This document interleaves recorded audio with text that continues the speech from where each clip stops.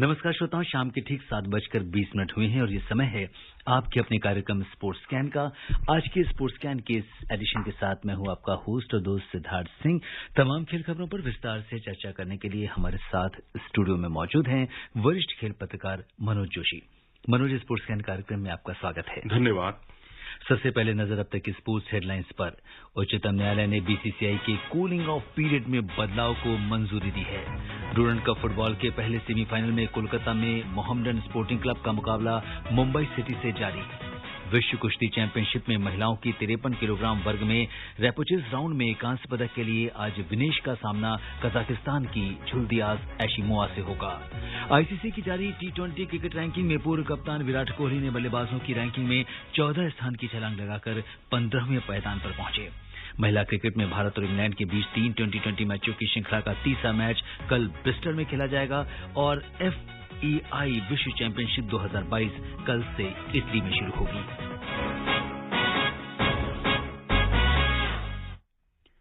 उच्चतम न्यायालय ने बीसीसीआई को संविधान संशोधन की मंजूरी दे दी है। अब बीसीसीआई अध्यक्ष सौरभ गांगुली और सचिव जय शाह 6 साल तक पदाधिकारी रह सकेंगे, यानी बीसीसीआई के कूलिंग ऑफ पीरियड में बदलाव को मंजूरी मिल गई है। क्या कुछ कहा उच्चतम न्यायालय ने, आइए सुनते हैं स्पोर्ट्स डेस्क की इस स्पेशल रिपोर्ट में।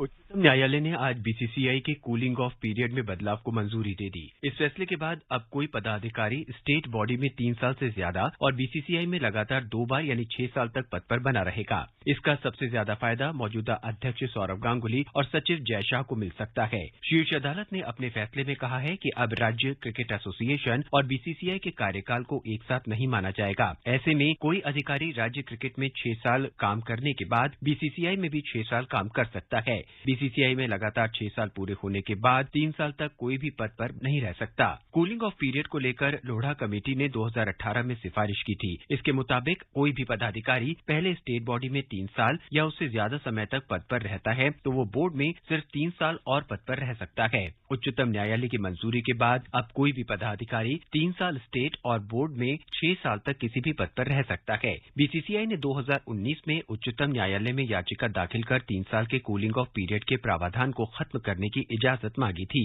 इस मामले में बीसीसीआई का कहना है कि कूलिंग ऑफ पीरियड किसी सदस्य के एक ही स्थान पर लगातार 6 साल तक पद संभालने के बाद आना चाहिए, न कि स्टेट फेडरेशन या बीसीसीआई दोनों को मिलाकर। नवीन Saxena, sports scan.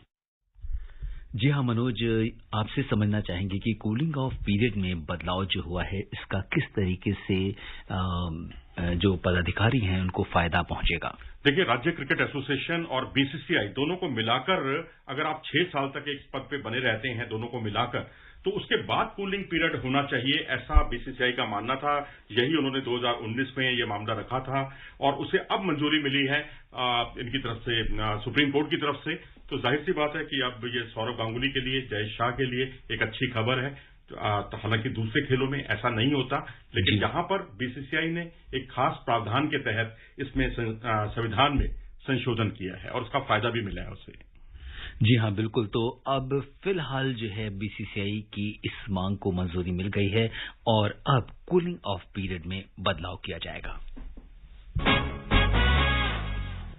Durand cup football के पहले सेमीफाइनल में कोलकाता में मोहम्मडन स्पोर्टिंग क्लब का सामना मुंबई सिटी से हो रहा है। हाफ टाइम तक दोनों टीमें गोल रहित बराबरी पर थीं और जिस तरह का सेमीफाइनल, जिस तरह के अगर हम देखें तो मोहम्मडन ने जिस तरह का खेल दिखाया इस पूरे टूर्नामेंट में, कैसा कुछ आपको लग रहा है मनोज?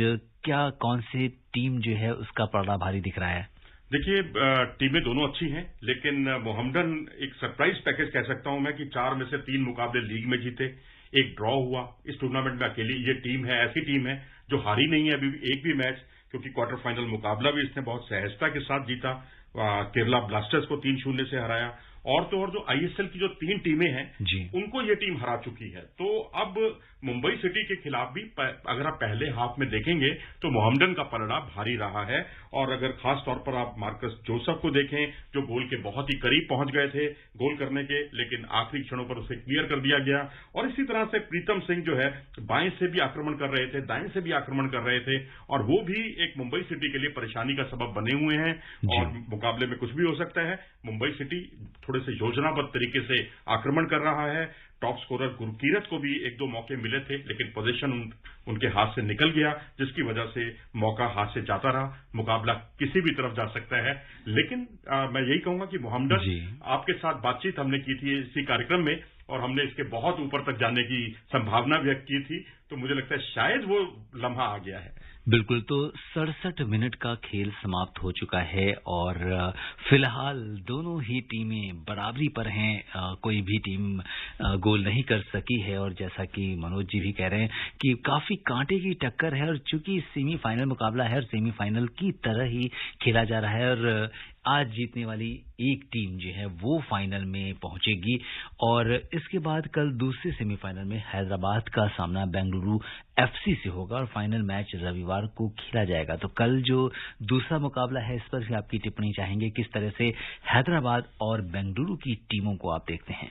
देखिए, दोनों टीमों में अगर देखें तो डिफेंस थोड़ा सा मुझे हैदराबाद का बेहतर लग रहा है, उसने गोल भी कम खाए हैं और वहीं अगर आप देखें तो 4 में से 3 मुकाबले जीते और इस टीम ने 4 में से 2 मुकाबले जीते हैं। बेंगलुरु ने तो कई बदलाव किए इन्होंने पिछले मुकाबले में और जॉ विक्टर और गेमार और निकम, ये जो खिलाड़ी हैं हैदराबाद के, थोड़ा सा एज हैदराबाद की तरफ जाता है, लेकिन फिर भी मुकाबला देखिए ओपन है, कंपटीशन बहुत हार्ड है और कभी भी कुछ भी हो सकता है। जैसे आज के मोहम्मदन स्पोर्टिंग के मुकाबले में कुछ नहीं आप कह सकते कि मुंबई का योजनाबद्ध तरीके से आगे बढ़ना उनको निर्णायक लम्हा उनके लिए दिलाएगा और उनको फाइनल में पहुंचाएगा, या मोहम्मदन का लगातार निरंतर प्रयास उनको आगे बढ़ाएंगे। यही कुछ स्थिति बेंगलुरु और हैदराबाद की है। तो देखना दिलचस्प होगा कि आज के इस मैच में मोहम्मदन फाइनलिस्ट बनता है या फिर मुंबई सिटी। सर्बिया के बेलग्रेड में विश्व कुश्ती चैंपियनशिप में महिलाओं की 53 किलोग्राम वर्ग में भारत की विनेश फोगाट रैपिचेस राउंड में पहुंच गई हैं। रैपिचेस राउंड में आज विनेश का सामना कजाकिस्तान की जुल्दियाज एशिमोवा से होगा। क्वालिफिकेशन राउंड में विनेश को मंगोलिया की खुलन बदखोयाक से 7-0 से हार का सामना करना पड़ा था। विनेश के अलावा सरिता मोर, मानसी अहलावत, निशा दहिया और रितिका भी आज अपने अपने मुकाबले खेलेंगी। इस वर्ष विश्व कुश्ती चैंपियनशिप में भारत ने अभी तक कोई पदक नहीं जीता है, लेकिन अब सबकी नजर आज होने वाले इस मुकाबले पर लगी है जिसमें विनेश जो है जो पदक की प्रबल दावेदार मानी जा रही हैं। मनोज, आपसे जानना चाहेंगे आप इस पूरे मैच को किस तरीके से देख रहे हैं? देखिए, कजाकिस्तान की अभी जो हमें लेटेस्ट रिजल्ट मिले हैं उसको हरा दिया है उस रेसलर को जो कि एशियन चैंपियनशिप की ब्राउंज मेडलिस्ट हैं और एशियाई खेलों की सिल्वर मेडलिस्ट हैं। उनको 4-0 से विनेश ने हराया। रैपिचेस 2 राउंड में प्रवेश किया और दूसरे जो मुकाबला था रैपिचेस का, तो उसमें अजरबैजान की जो रेसलर थी वो इंजर्ड हो गई, तो इनको एक वॉकओवर मिल गया। तो अब ये ब्राउंज मेडल के मुकाबले के लिए उतर रही हैं स्वीडन की एमा जोना मालग्रेन से और स्वीडन का बहुत दबदबा रहा है इस वजन में। पहले मुझे याद है सोफिया मैटसन हुआ करती थी जो बहुत ही बेजोड़ रेसलर मानी जाती थी, कई बार की वर्ल्ड चैंपियन भी वो रही हैं। वर्ल्ड चैंपियनशिप के सिल्वर मेडल तो उनके नाम बहुत से हैं, लेकिन उनको क्योंकि वो हरा चुकी हैं विनेश फोगाट भी। तो अब यहां सबसे ज्यादा दिलचस्प बात यह है कि मंगोलिया की जिस रेसलर से विनेश फोगाट 0-7 से हारी हैं, उसी रेसलर के खिलाफ ये स्वीडिश रेसलर एक समय 6-0 से आगे थी। वो बात दूसरी है कि बाद में उन्हें वो बाईफॉल की शिकार हो गई, तो इसलिए मुकाबला इतना आसान रहने वाला नहीं है। लेकिन विनेश फोगाट चमत्कार के लिए जानी जाती हैं। जिस तरह हमने पिछले प्रोग्राम में भी जिक्र किया था कि सुन जनान जो है जिनसे वो लगातार हारती रही, लेकिन एशियाई खेलों में मौके पे चौका उन्होंने लगा दिया। तो मुझे लगता है कि स्वीडिश रेसलर और ये मुकाबला बहुत कांटे का होने वाला है। बिल्कुल, तो इस मुकाबले पर सबकी नजर बनी रहेगी। आईसीसी की आज जारी ताजा 2020 रैंकिंग में पूर्व कप्तान विराट कोहली ने बल्लेबाजों की रैंकिंग में 14 पायदान की छलांग लगाई है। वो अब 15वें स्थान पर आ गए हैं। विराट ने 3 साल के लंबे इंतजार के बाद एशिया कप में अपना 71वां अंतर्राष्ट्रीय शतक लगाया। ये टूर्नामेंट उनके लिए बेहद शानदार रहा। उन्होंने इस दौरान 5 पारियों में 91 की औसत और 147 से अधिक के स्ट्राइक रेट से 276 रन बनाए। भारत के सूर्य कुमार यादव चौथे स्थान पर हैं, जबकि रोहित शर्मा 14वें स्थान पर बने हुए हैं। पाकिस्तान के मोहम्मद रिजवान शीर्ष पर हैं। वहीं दक्षिण अफ्रीका के एडन मार्कम ने बाबर आजम को पछाड़ते हुए नंबर 2 के स्थान पर कब्जा जमा लिया है। एशिया कप में सर्वाधिक 11 विकेट लेने वाले भुवनेश्वर कुमार 4 स्थान की बढ़त के साथ T20 गेंदबाजों की रैंकिंग में 7वें पायदान पर पहुंच गए हैं। तो सबसे पहले बात विराट कोहली की करते हैं। 14 पायदान की छलांग लगाई आज की रैंकिंग में मनोज। जाहिर सी बात है, उन्होंने T20 क्रिकेट की बहुत ही शानदार सेंचुरी लगाई पिछले दिनों अफगानिस्तान के खिलाफ। बेशक एक डेड रबर मैच था, लेकिन परफॉर्मेंस उनका बहुत शानदार था। ओवरऑल अगर आप देखें तो एशिया कप में बेशक नतीजा कुछ भी रहा हो, लेकिन विराट कोहली सबसे अधिक स्कोर बनाने वाले खिलाड़ियों में दूसरे नंबर पर रहे हैं, तो इसका उन्हें फायदा मिला है। सूर्य कुमार यादव, रोहित शर्मा जहां थे वहीं पर बने हुए हैं। मार्करम ने तीसरे से दूसरे स्थान पर छलांग लगाई है, और वहीं रिजवान नंबर 1 पर बने हुए हैं। हसरंगा को फायदा हुआ है गेंदबाजी में, जो 9वें से 6ठे स्थान पर आ गए हैं। और वहीं अगर आप देखें तो आपको याद होगा कि पाकिस्तान के खिलाफ मुकाबले में उन्होंने 1 ओवर में ही 3 विकेट चटकाकर हसरंगा ने मैच का नक्शा बदल दिया था। रिजवान, आसिफ और खुशदिल के विकेट लिए थे। तो अब जाहिर सी बात है, हसरंगा, विराट, ये दोनों खिलाड़ी आरसीबी की तरफ से खेलते हैं आईपीएल में, तो बहुत रोमांच आने वाला है। आने वाले मुकाबलों में श्रीलंका भी एक प्रबल दावेदार के तौर पर उभर कर सामने आ रहा है। महिला क्रिकेट में भारत और इंग्लैंड के बीच 3 T20 मैचों की श्रृंखला का तीसरा मैच कल ब्रिस्टल में खेला जाएगा। इससे पहले श्रृंखला के दूसरे मैच में भारत ने इंग्लैंड को 8 विकेट से हराकर 1-1 से बराबरी कर ली है। कल रात डर्बी के काउंटी मैदान पर इंग्लैंड ने पहले बल्लेबाजी करते हुए निर्धारित 20 ओवर में 6 विकेट पर 142 रन बनाए। भारत की ओर से स्नेह राणा ने 3 खिलाड़ियों को आउट किया, जबकि रेणुका सिंह और दीप्ति शर्मा को 1-1 विकेट मिला। जवाब में भारत ने 16 ओवर और 4 गेंद में 2 विकेट पर 146 रन बनाकर मैच जीत लिया। स्मृति मंधाना ने नाबाद 79 और हरमनप्रीत कौर ने नाबाद 29 रन की पारी खेली। इंग्लैंड ने पहले मैच में जीत हासिल की थी और दोनों टीमें इस श्रृंखला के बाद 3 ओडीआई मैच भी खेलने वाली हैं। और अब सबकी निगाहें, जबकि मनोज मुकाबला 1-1 से बराबरी पर हो गया है, तो अब ये पूरी सीरीज बहुत इंटरेस्टिंग हो गई है, क्योंकि कल का जो मैच होगा वो निर्णायक मैच होगा कि सीरीज कौन जीतता है। जी हाँ, बिल्कुल। अगर देखा जाए दोनों टीमों के बीच का सबसे बड़ा अंतर जो साबित हुआ वो शुरुआत हुई, क्योंकि जहां इंग्लैंड ने 16 रन में 3 विकेट खो दिए थे, वहीं भारत ने 55 रन में पहला विकेट खोया। ये पहला अंतर था। दूसरा अंतर अगर आप देखें तो स्मृति मंधाना की शानदार बल्लेबाजी, पता नहीं उनको क्या गंध आ जाती है, क्या सुगंध, मतलब सामने इंग्लैंड आता है तो उनकी बातें खिल जाती हैं।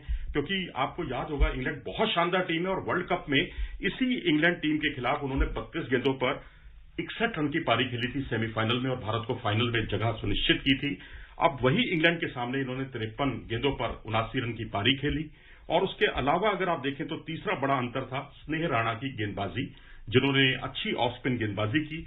और जो पहले मैच में भारतीय गेंदबाजी चली नहीं थी, और देखा जाए तो रेणुका सिंह को छोड़कर सभी भारतीय गेंदबाज बहुत महंगी साबित हुई थी, लेकिन जहां भारतीय गेंदबाजों ने बहुत कसी हुई गेंदबाजी की और पहले मैच की गलतियों से अच्छा खासा सबक सीखा। बिल्कुल। और अगर एक खास बात अगर हम देखें तो जैसे कि दोनों ही मैचों में दोनों प्रतिद्वंदियों ने एक दूसरे को बड़े अंतर से हराया है, तो ये खास बात है इस दोनों मैच की। जी हाँ, निश्चित तौर पर। और मैं कहूंगा कि इसके लिए टीम एफर्ट देखने को मिली है भारतीय टीम की तरफ से, क्योंकि अच्छी शुरुआत अगर मिल जाती है तो बहुत आपकी आधी समस्याएं तो वैसे ही हल हो जाती हैं।